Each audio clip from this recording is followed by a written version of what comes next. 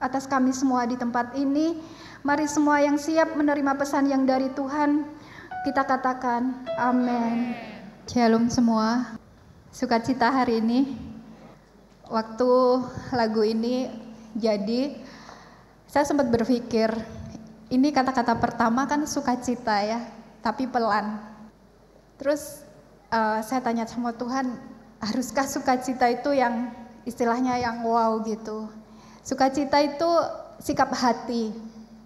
Jadi Sam bikin ini, dia bilang sesuai dengan karakter saya gitu kan. Tapi puji Tuhan, ini sebenarnya lagu ini liriknya dari kata-kata yang sebenarnya sudah lama saya punya. Kemudian baru bisa jadi belum lama ini. Dan itu suatu penghiburan yang memang sudah waktunya Tuhan. Istilahnya Tuhan punya waktu sendiri untuk lagu ini jadi. Itu waktu jadi itu merupakan seperti penghiburan yang luar biasa buat saya ya. Karena pada waktu kita di dalam kehidupan kita banyak hal-hal yang ke depan kita nggak pernah tahu. Tapi di dalam proses kehidupan kita itu selalu ada penghiburan yang dari Tuhan, ada kekuatan yang dari Tuhan, ada suatu kayak seperti yang membuat kita ini kuat untuk menyelesaikan apa yang Tuhan mau di dalam kehidupan kita. Bulan ini temanya Faithful to the King ya. Dasar dari firman-Nya yaitu Wahyu 2 ayat 10. Jangan takut terhadap apa yang harus engkau derita. Sesungguhnya iblis akan melemparkan beberapa orang dari antaramu ke dalam penjara supaya kamu dicobai dan kamu akan beroleh kesusahan selama 10 hari. Hendaklah engkau setia sampai mati dan aku akan mengaruniakan kepadamu mahkota kehidupan. Ini beberapa orang. Jadi tidak semua orang ya, di sini dikatakan beberapa orang. Jadi yang menerima mahkota kehidupan ini tidak semuanya orang. Jadi mahkota ini kayak seperti kalau orang pertandingan itu kayak seperti hadiahnya, kayak medalinya. Jadi orang yang ikut pertandingan baru mendapatkan mahkota. Nah, saya minta tolong next ya. Kalau boleh saya kasih judulnya Berjalan dalam Ketidakpastian yang Pasti. Kenapa saya kasih judul ini? Beberapa minggu sebelum saya keluar judul ini, saya sempat mendengar pidatonya Bapak Jokowi di jajaran antisipasi krisis pangan dan energi. Dari situ saya berpikir, saya dengerinnya di HP ya, bukan saya ikut di jajaran sana ya. Percayalah, saya hanya di HP gitu. Nah, waktu saya dengar itu, sudah ada beberapa negara yang memang mengalami krisis ya. Tapi puji Tuhan, Presiden kita luar biasa ya, untuk istilahnya mengantisipasi, untuk memikirkan hal itu semuanya. Tapi di situ sudah banyak sesuatu yang saya tangkap, dunia ini banyak sudah yang tidak pasti. Banyak ketidakpastian karena dampak dari pandemi.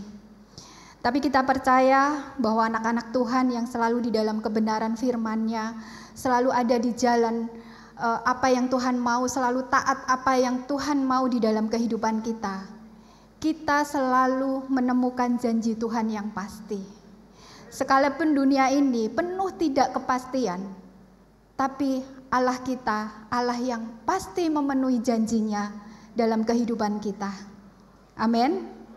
Di Yohanes 16 ayat 13, tetapi apabila Ia datang, yaitu Roh kebenaran, Ia akan memimpin kamu ke dalam seluruh kebenaran, sebab Ia tidak akan berkata-kata dari dirinya sendiri, tetapi segala sesuatu yang didengarnya itulah yang dikatakannya, dan Ia akan memberitakan kepadamu hal-hal yang akan datang. Pada waktu Roh Allah tinggal di dalam kita, Dia akan memberikan dan memberitahu kita hal-hal yang akan datang. Sebelum kita tahu, Roh ini akan memberitahu terlebih dahulu. Makanya kenapa kita harus terus hidup di dalam roh dan kebenaran. Karena 5 menit ke depan kita nggak tahu yang akan terjadi. Tapi roh itu lebih dahulu mengerti.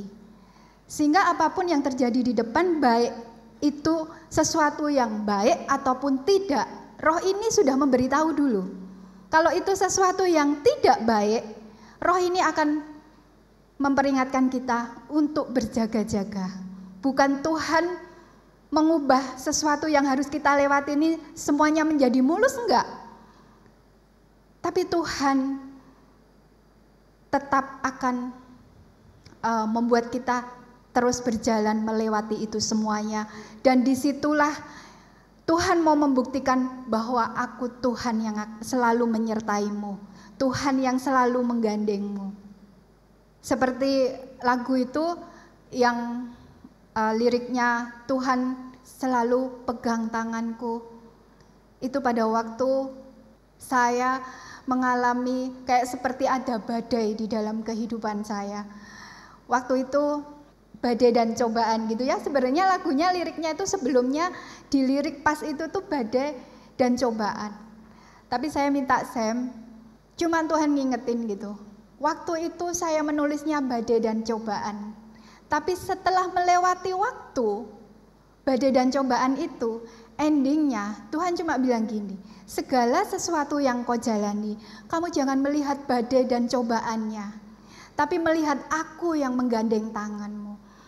Waktu itu saya begini, di tengah badai dan cobaan itu, saya bilang gini, Tuhan, kasih boleh enggak saya istirahat dulu?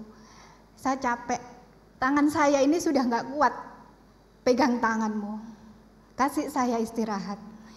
Jadi kalau posisi fisik gini, saya seperti saya itu minta duduk gitu ya, kasih saya istirahat. Tapi apa kata Tuhan? Itu yang membuat saya ngerasa saya ini sombong ya, ya gitu. Tuhan cuma bilang gini, bukan kamu yang pegang tangan, bukan kamu yang pegang tanganku, tapi aku yang pegang tangan kananmu.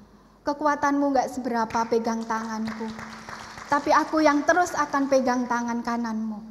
Dari situ saya ngerasa, iya, kekuatanku gak seberapa. Tapi pada waktu Tuhan menggandeng tangan kita terus akan bisa melewati segala sesuatu yang kita lewati di dalam kehidupan kita. Disitulah kita merasakan apa yang namanya kasih Tuhan, apa yang namanya cinta Tuhan, apa yang namanya penyertaan Tuhan itu seperti apa. Ada yang lebih penting dari soal menyelesaikan itu. Tuhan pengen menyatakan dirinya bahwa Dia adalah Tuhan yang selalu menyertai. Nah, di slide ini ada gambar pin ya kecil. Dikatakannya memberitakan kepadamu hal-hal yang akan datang. Jadi setiap bulan tutup tahun, bulan Desember, saya selalu menanti-nantikan Tuhan. November, Desember gitu ya, apa pesan Tuhan waktu tutup tahun untuk saya menjalani tahun berikutnya. Waktu itu bulan November, saya nunggu-nunggu, tapi menurut saya Tuhan belum kasih. Cuman pada waktu itu saya mau ceritain yang singkat aja ya. Di bulan November, ada orang yang dari Malaysia ibadah di tempat ini. Beliau habis ikut konferen di Bali. Kalau saya lihat, dia seorang nabi ya, tiba-tiba ngasih pinnya tuh kecil sekali. Pinnya tuh sangat kecil sekali, seperti yang digambar tapi ini kecil sekali. Yang saya sendiri terus Pak Andoko kasih ke saya. Kecil, saya nggak perhatiin, oh pin sepatu gitu, saya kantongin gini. Tapi itu pada posisi saya ini menanti-nantikan Tuhan. Kemudian hari berikutnya, saya masih belum nunggu gitu ya. Mungkin ini sudah tak kasih kok nggak ngeh gitu kan. Saya belum merasa nangkep. Kemudian di hari Natal saudara. Di hari Natal, saya ini pas acara Celebrate hari Natal, saya duduk di depan sini, kemudian saya lihat ada alas sepatu lepas. Setelah lepas, saya gini, ini alas sepatunya siapa ya gitu. Habis gitu, waduh nanti kasihan dong orangnya gitu. Setelah saya perhatiin, listnya itu sama seperti sepatu saya, saudara. Ternyata itu list sepatu saya. Boleh tertawa, nggak apa-apa, nggak dosa ya, nertawain saya. Nah, setelah itu saya lihat gini toh, Pak Arifin sudah khotbah, gimana saya mau ngambil gitu kan. Jadi saya pelan-pelan, zret, saya masukin, zet gitu. Untungnya itu cuma alasnya. Jadi saya nggak bisa bayangin kalau ini high heel-nya. Saudara bisa bayangin nggak Pak Handoko gandeng saya dengan heel-nya ini nggak rata gitu ya. Tapi Tuhan nggak pernah mempermalukan gitu loh. Kadang saya bilang gini, Tuhan jangan bercanda dong, kasih pesen gitu kan. Setelah itu Pak Arifin pas di khotbahnya, dia menyampaikan kesaksiannya mengenai waktu nyabrang menggandeng Bu Vivi, terus ada sepeda motor ngebut, yang keserempet itu cuma sepatunya. Jadi sepatu gitu kan. Pas nganter Pak Arifin mau makan malam, di mobil juga masih kesaksian tentang sepatu itu. Saya cuma gini, Tuhan, saya mau cerita enggak gitu kan. Maksudnya nanti saya dapat apa gitu. Tapi saya enggak keluar gitu kan. Singkat cerita, setelah mau tutup tahun, tiba-tiba sebelum ibadah tutup tahun, Pak Handoko ada tugas di lembah. Saya cuma diingetin dengan pin ini gitu. Akhirnya saya cari pin ini. Ternyata di pin ini tuh saya perhatiin, itu ada tulisannya kecil-kecil. Kalau enggak sampai ditempelin gini enggak kelihatan. I can do all things gitu kan. Di sini enggak ada tulisannya, ayat ke berapa gitu kan. Bisa ditayangin ya. Nah, enggak ada tulisannya kecil banget. Tapi setelah itu saya baca ini, saya cariin di firman Tuhan. Ternyata ada di Filipi 4 ayat 13. Segala perkara dapat kutanggung di dalam Dia yang memberi kekuatan kepadaku. Tuhan kalau pesen gak panjang lebar, cuma bilang gini, perjalanan tahun depan bukan perjalanan yang gampang ya. Perjalanan tahun depan, perjalanan yang panjang, sudah cukup seperti itu. Tapi dari itu semuanya Tuhan pesen. Sepatu ini adalah kasut, jadi saya cuma dikasih bekal. Semuanya cuma kerelaan. Tahun depan kamu mau menghadapi apapun, itu kamu harus bersikap rela gitu. Kemudian di tahun itu juga kami diuji untuk kami melepaskan hak apa yang menjadi hak kita. Dan itu kami tidak susah karena Tuhan sendiri yang memberi kekuatan buat kami. Kalau Tuhan tidak memberitahu dahulu, mungkin saya akan susah untuk melepaskan itu. Nah, singkat cerita, memang benar perjalanan di depan tahun 2020 bukan perjalanan yang gampang. Dan itu ternyata perjalanan yang panjang itu di tahun akhir 2020, saya itu menanti-nanti pesan Tuhan di 2021 itu enggak ada. Dan saya diingetin, kan perjalanan panjang gitu. Dan puji Tuhan ya, janji Tuhan tuh janji yang pasti. Dia tetap menyertai, segala perkara dapat kutanggung di dalam Dia yang memberi kekuatan. Kalau kita sampai sekarang bisa berdiri sampai saat ini dalam masa pandemi, itu karena Tuhan yang memberi kekuatan. Amin. Nah, kemudian apalagi yang Tuhan berikan? Istilahnya sesuatu yang di depan dikasih tahu lebih dahulu. Jadi ini tahun yang sudah lama sebenarnya ya. Toko kami ini mengalami yang namanya sebelahnya itu kebakaran. Tapi sebelumnya saya ini udah dikasih mimpi. Kalau ada naga yang menyembur-nyemburkan di depan kita, tapi itu ada kacanya, bening gitu. Kacanya bening. Dan api itu nggak sampai ngebakar. Itu. Nah, next, puji Tuhan, itu cuma satu tembok ya, dari toko yang kebakaran sama toko kita ini cuma satu tembok. Dan barangnya kita ini semuanya kayu kering. Tapi puji Tuhan, saya bisa minta tolong videonya ya. Tapi puji Tuhan, perlindungan Tuhan nyata. Sama sekali tidak ada sedikit pun yang terbakar. Cuma pojoknya aja. Di situ Tuhan mengajar. Kaca bening itu sebuah kejujuran. Mungkin saat-saat ini kita melakukan kebenaran firman Tuhan. Mungkin sepertinya tidak berguna. Sepertinya buat apa? Tapi ke depan itu sebagai apa? Perlindungan yang dari Tuhan buat kita. Nggak ada yang bisa menggagalkan janji Tuhan di dalam kehidupan kita. Iblis mau mencuri, tidak ada yang bisa kau curi. Engkau berusaha mencuri, silahkan. Tapi penyertaan Tuhan tetap ada di dalam kehidupan kita. Amin. Nah, saudara lihat, ini Pak Handoko waktu itu baru di Bangka. Waktu itu masih tahun-tahun sering seminar Christ in You, ya. Pak Handoko pegang mic, ya. Saya ini sama tukang-tukang saya di toko. Ini sudah lampunya mati semuanya basah semuanya karena kena air semprot gitu ya. Jadi di sini suami istri nggak boleh sirikatun ya. Saya waktu itu kalau sirikatun bisa, saya makan sego jinggo. Nasi jinggo Pak Handoko di sana makan kepiting Bangka. Tapi suami istri nggak boleh sirikatun.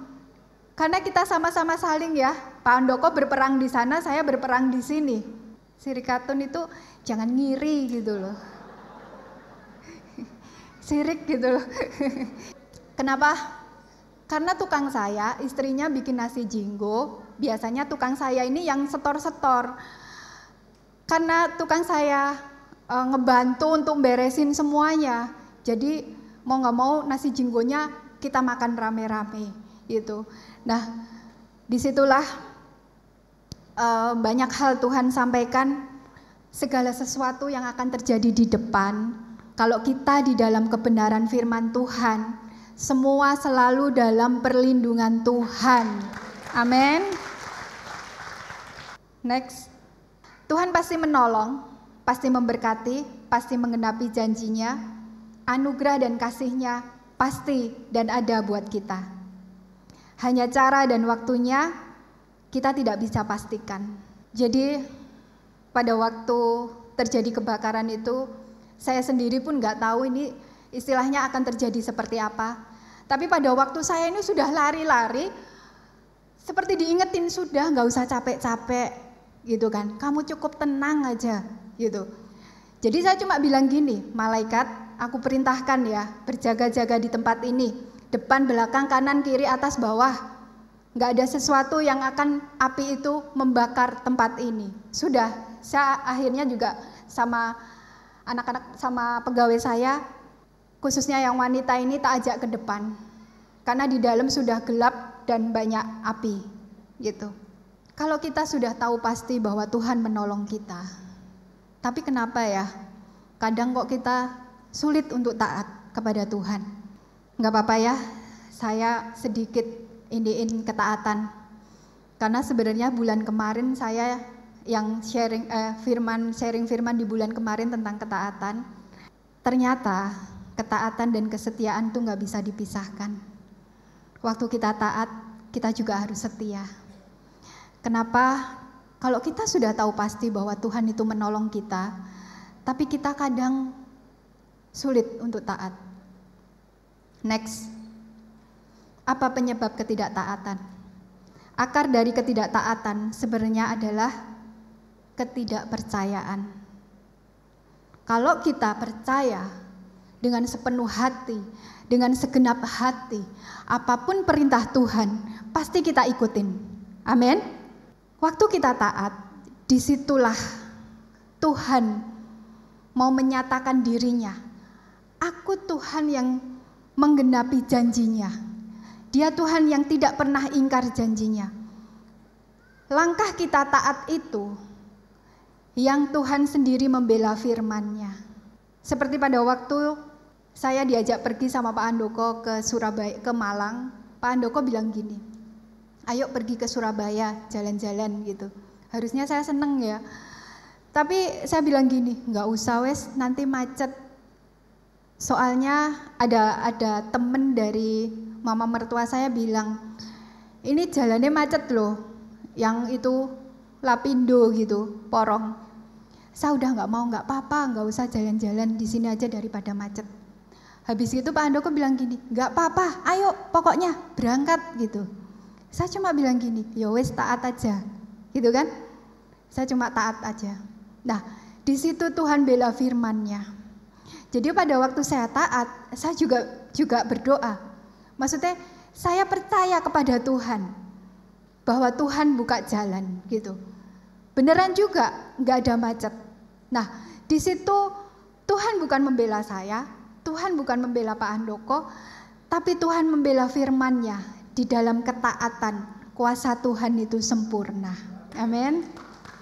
Seorang yang masih percaya diri, sukar untuk sungguh-sungguh percaya Tuhan. Beginilah firman Tuhan, terkutuklah orang yang mengandalkan manusia, yang mengandalkan kekuatannya sendiri, dan yang hatinya menjauh dari Tuhan. Pada waktu kita merasa bisa, harusnya tidak seperti itu, harusnya tidak seperti ini. Pikiran kita banyak sekali pengetahuan. Itu yang membuat kita sulit akan percaya apa yang Tuhan instruksikan di dalam kehidupan kita. Tapi pada waktu kita percaya penuh dengan segenap hati, dengan segenap jiwa kita akan melakukan ke depannya itu seperti apa, kita percayakan kepada Tuhan. Di situ akan terjadi sesuatu yang terbaik lebih dari apa yang kita harapkan dan kita doakan. Nah, dan siapakah yang Ia murkai 40 tahun lamanya? Bukanlah mereka yang berbuat dosa dan yang mayatnya bergelimpangan di padang gurun? Dan siapakah yang telah Ia sumpahi bahwa mereka takkan masuk ke tempat perhentiannya? Bukankah mereka yang tidak taat? Demikianlah kita lihat bahwa mereka tidak dapat masuk oleh karena ketidakpercayaan mereka. Jadi pada waktu kita melakukan ketaatan tanpa disertai percaya, Tuhan gak akan bisa berbuat apa-apa dalam kehidupan kita. Tapi pada waktu kita melakukan ketaatan dengan percaya penuh, yakin bahwa Tuhan akan menjawab semuanya, disitulah Tuhan bisa melakukan kuasanya di dalam kehidupan kita. Amin. Kemudian next, Ibrani 11 ayat 17 sampai 19. Di sini ada kata rela yang saya garis bawahi. Karena iman maka Abraham tatkala ia dicobai mempersembahkan Ishak, ia yang telah menerima janji itu rela mempersembahkan anaknya yang tunggal. Abraham dengan rela taat melakukan apa yang Allah perintahkan. Tanpa kasih kepada Allah, Abraham tidak mungkin melakukan dengan rela. Pada waktu kita itu mengasihi orang, mencintai orang, kita akan melakukan apapun dengan rela, tanpa ada hidden agenda apapun, tanpa embel-embel apapun. Kita akan rela melakukan itu semuanya. Begitupun Abraham karena cintanya kepada Tuhan. Apa yang Tuhan perintahkan, aku ikut Tuhan. Aku percaya bahwa hidupku di tangan Tuhan. Semuanya sudah Kau tetapkan yang terbaik. Waktu Abraham berpikir di sini, di ayat 19, waktu Abraham berpikir di sini adalah tidak sekedar berpikir, tapi berpikir yang disertai rasa percaya yang yakin, yang terjadi tidak selalu seperti yang Abraham pikirkan, tapi yang terjadi adalah yang lebih baik dari Abraham yang Abraham pikirkan. Karena Abraham di sini berpikir bahwa Tuhan itu bisa membangkitkan orang mati, tapi nggak sampai mati Ishaknya, saudara. Tuhan sudah persiapkan persembahan itu, apa yang harus dipersembahkan Abraham. Mari kita lihat di sini ada Yusuf. Cara Tuhan menggenapi destiny ilahi dalam diri Yusuf sungguh tak terselami ya oleh manusia. Begitupun juga di dalam kehidupan kita. Kita boleh dan memang harus merencanakan ke depannya tuh harus seperti apa, bukan pasrah kosongan. Tapi kita harus merencanakan segala sesuatu di depan. Nanti kondisinya seperti apa, harus kita benar-benar matang merencanakan itu. Tapi kita tidak boleh berpegangan kencang rencana kita. Kita serahkan rencana kita supaya apa? Biarkan rencana Tuhan yang terjadi di dalam kehidupan kita. Kalaupun harus beda dengan rencana kita percaya bahwa yang terjadi itu adalah rencana yang dipilihkan Tuhan di dalam kehidupan kita. Yusuf, di sini saudara perhatikan gambar ini. Yusuf mengalami hidup yang sangat kelam selama 13 tahun. Dimulai ketika dia dibenci oleh saudara-saudaranya.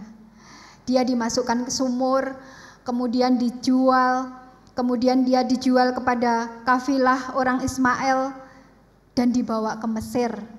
Setelah itu di Mesir dia dijual kepada Potifar yang mempekerjakan sebagai budak.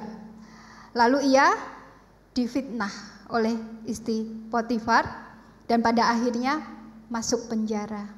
Namun berkat keahlian Yusuf menerjemahkan mimpi dari juru roti istana, juga juru minum, juga menerjemahkan mimpi dari Raja Fir'aun. Yusuf akhirnya diangkat menjadi kuasa atas seluruh tanah Mesir. Walaupun sebenarnya Mesir ini bukan tanah impian Yusuf, dia sama sekali nggak ada. Namun karena kesetiaannya kepada Tuhan, juga dia memiliki memang pribadi yang setia. Dia setia kepada raja, maksudnya yang berwujud. Siapa raja yang dia lihat saat itu, otoritas waktu itu, yaitu Raja Fir'aun itu. Dia menghormati, dia juga setia. Jadi kesetiaan hatinya itu yang membuat janji Allah itu tergenapi sempurna bagi hidupnya. Sekalipun itu Mesir buat Yusuf itu sesuatu yang gak mengenakkan sekali. Jadi saudara harus tetap setia, kalaupun harus melewati proses apapun. Karena di dalam proses itu bisa Tuhan memilih itu adalah tempat di mana Tuhan itu menggenapi janjinya di tempat itu. Kalau kita gak setia, kita mundur. Bukan salah Tuhan tidak menggenapi janjinya, tapi kita sendiri yang mundur, gak mau menerima janji itu. Pada waktu kita setia di dalam proses, disitulah iman kita teruji, bahwa kita mempunyai iman yang murni. Karena janji Tuhan itu adalah janji yang murni, hanya untuk orang-orang yang memiliki hati yang murni. Makanya kita semuanya di tempat ini dipersiapkan, dimurnikan hatinya untuk siap menerima janji Tuhan yang murni. Karena janji Tuhan yang murni itu bukan janji yang gampang ya.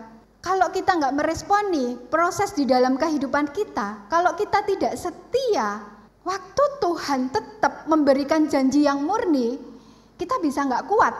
Dan itu membuat kita terjatuh. Itu yang membuat Tuhan tuh terus-terus supaya kita itu memiliki hati yang murni, supaya apa? Kelimpahan berkat yang dari Tuhan ini tidak membuat kita ini jatuh, tapi tetap membuat kita ini rendah hati, sehingga segala sesuatu yang Tuhan siapkan di dalam kehidupan kita ini, kita bisa menikmatinya. Jadi Mesir merupakan gambaran dari hidup yang kelam buat Yusuf. Penuh penolakan, penuh kesusahan, penuh penindasan, proses yang tidak mudah. Tapi bagi Yusuf, Mesir itu mengajarkan dia bahwa kesetiaan itu adalah pintu promosi. Begitupun juga buat kita.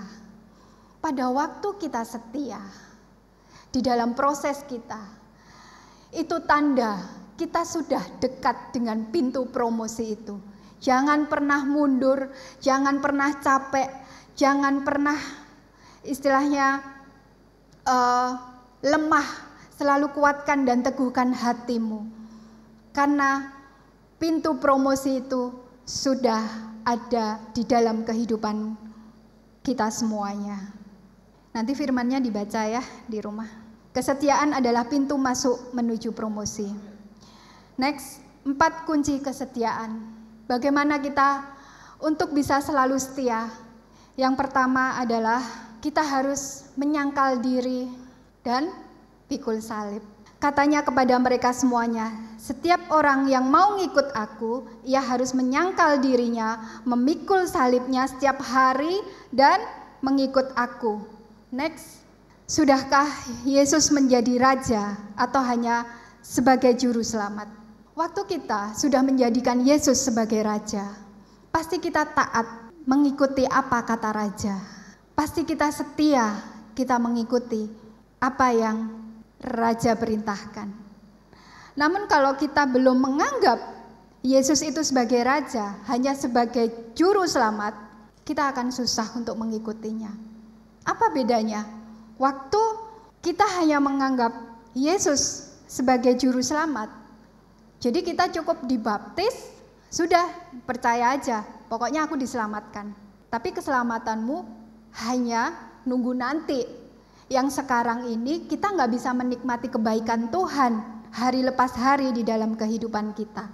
Padahal Tuhan itu berjanji, aku datang untuk memberi kehidupan hidup yang berkelimpahan.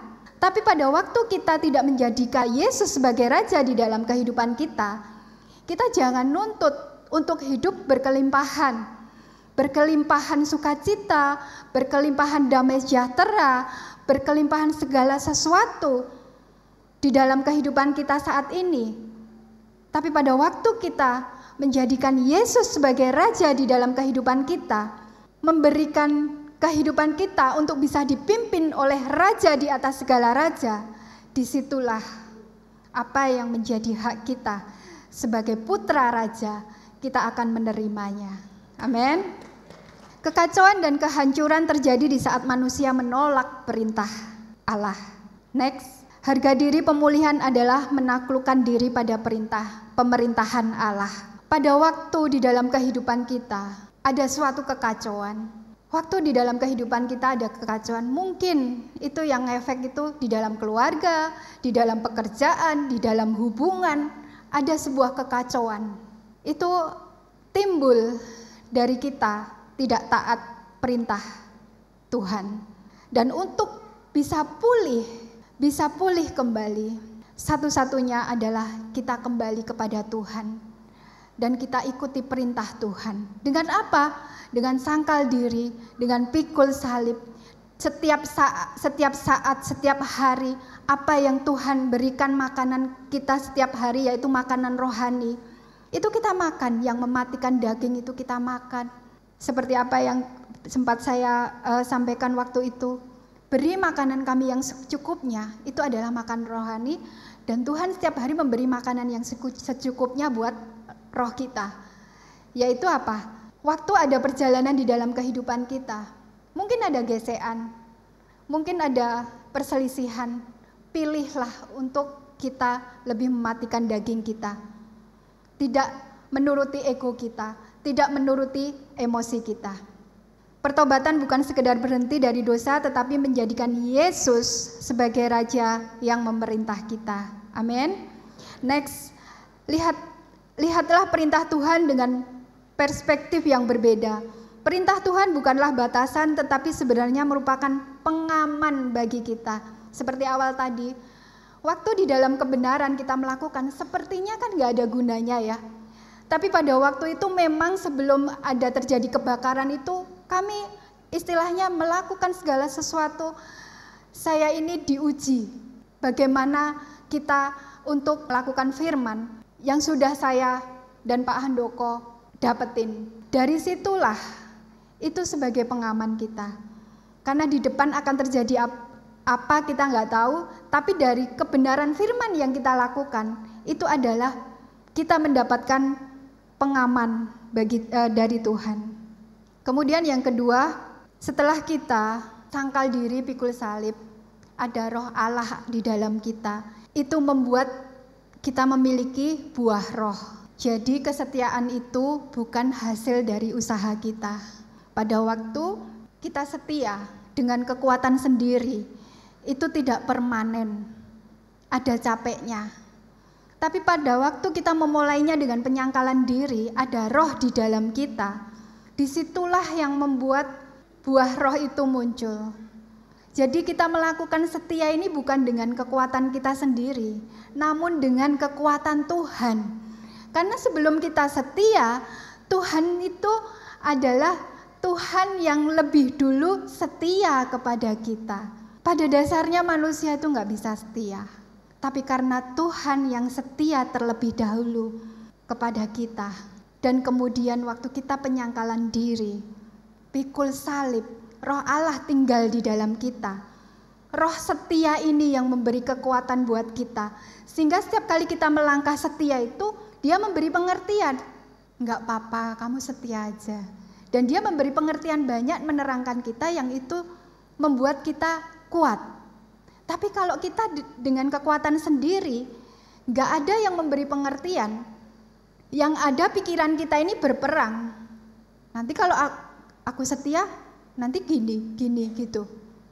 Tapi kalau pada waktu Roh Allah yang di dalam kita yang memberi kekuatan dan bisa menuntun kita di dalam kesetiaan itu, kita nggak akan ada yang namanya setelah setia, kemudian kalau misalnya terjadi apa-apa, kita nggak akan ada yang namanya kecewa. Bersama Tuhan selalu adanya mengucap syukur dan semuanya diubah Tuhan menjadi sesuatu yang baik. Jadi kesetiaan itu adalah buah roh. Next, buah roh dihasilkan saat kita mentaati Roh Kudus. Next, kemudian yang ketiga, waktu kita sudah memiliki buah roh kesetiaan itu, kita akan dibawa Tuhan ke yang namanya yakin. Itu yang membuat kita itu semakin ringan untuk melakukan setia kepada Raja. Saudara percaya sama Tuhan? Percaya? Angkat tangan yang percaya. Yang yakin? Enggak banyak ya yang yakin. Beda enggak sih yakin sama percaya? Beda enggak? Yakin itu ya percaya. Kalau percaya belum tentu yakin, ya. Jadi kalau percaya itu belum tentu ngalami. Tapi kalau yakin sudah mengalami sendiri. Sudah benar-benar ya, aku sudah pernah mengalami itu, jadi aku percaya, yakin gitu. Goyahnya keyakinan seseorang akan berakibat goyahnya kesetiaannya. Yakin ini didapati tidak tiba-tiba ya. Dari kita penyangkalan diri, pikul salib, kemudian Tuhan menyatakan dirinya, Tuhan jawab, kemudian kita ada buah roh kesetiaan, kita melakukan kesetiaan itu, kemudian Tuhan menyatakan dirinya, ini loh, aku Tuhan yang menyertai. Dulu awal-awal saya juga nggak yakin gitu kan, maksudnya percaya aja karena belum mengalami. Tapi Tuhan mengajar saya hari lepas hari, tiap hari Tuhan menyertai gitu kan. Disitulah saya semakin istilahnya semakin tenang di saat saya menghadapi segala sesuatu apapun. Proses yang saya hadapi, proses yang kami hadapi saat-saat ini lebih berat daripada dulu saya masih baru-baru kenal Tuhan. Tapi saya menghadapinya saat ini lebih ringan daripada dulu yang saya masih kenal Tuhan awal-awal. Karena pada waktu saya kenal Tuhan awal, itu Tuhan mengajar saya sedikit demi sedikit, sedikit demi sedikit. Lama-lama saya tahu bagaimana Tuhan menyertai saya. Dan saya yakin apapun yang terjadi, saya percaya bagaimana Tuhan menggandeng tangan saya, bagaimana Tuhan menyertai saya. Kalau dulu saya masih awal-awal, Tuhan menggendong, ya enak kalau digendong itu. Cukup digendong, mau diajak jalan-jalan enak. Tapi dengan berjalannya waktu, kemudian didewasakan, nggak hanya digendong, ayo jalan. Kemudian dia harus mengajari saya untuk berjalan. Bagaimana Tuhan itu memilihkan jalan yang tidak bisa dilakukan diselesaikan oleh manusia biasa. Jadi jangan heran kalau misalnya berjalan di jalan-jalan yang baru, karena disitulah Tuhan mau membuktikan dirinya bahwa ini jalan bisa selesai hanya dengan aku. Kalau ini jalan aku pilihkan yang mudah-mudah, tanpa Tuhan pun dan orang tanpa Tuhan pun bisa jalan juga. Amin. Yang keempat adalah kesabaran. Nah, setelah itu kita harus sabar. Tuhan gak akan pernah mengubah proses kita dengan jawab cepat. Tapi Tuhan mau kita menyelesaikan proses itu. Cara Tuhan melepaskan Yusuf dari penindasan bukanlah langsung mencabut penindasan itu, tetapi membiarkan Yusuf melewati proses Mesir. Yusuf melewati ujian kesabaran sampai Yusuf yakin, iman yang teguh bahwa Tuhan tidak pernah meninggalkan Yusuf. Itu yang Tuhan mau di dalam kehidupan kita, sampai kita ini yakin bahwa Tuhan menyertai kita sampai kapanpun. Next, yang terakhir, Wahyu 2 ayat 10, jangan takut terhadap apa yang harus engkau derita. Sesungguhnya iblis akan melemparkan beberapa orang dari antaramu ke dalam penjara supaya kamu dicobai. Dan kamu akan beroleh kesusahan selama 10 hari. Hendaklah engkau setia sampai mati dan aku akan mengaruniakan kepadamu mahkota kehidupan. Hendaklah kita setia sampai mati. Mati tidak hanya menunggu nanti kita dijemput Tuhan, tapi pada saat ini kita mati daging kita mendapatkan yang namanya mahkota kehidupan. Mahkota kehidupan yaitu kehidupan yang kekal. Kehidupan yang kekal tidak usah menunggu nanti waktu Tuhan menjemput kita. Tapi kehidupan yang kekal sekarang ini yaitu hidupnya Allah, yaitu hidup Zoe. Sehingga kita menerima hidup, bahkan mempunyainya di dalam kelimpahan. Amin. Ya, Tuhan Yesus memberkati.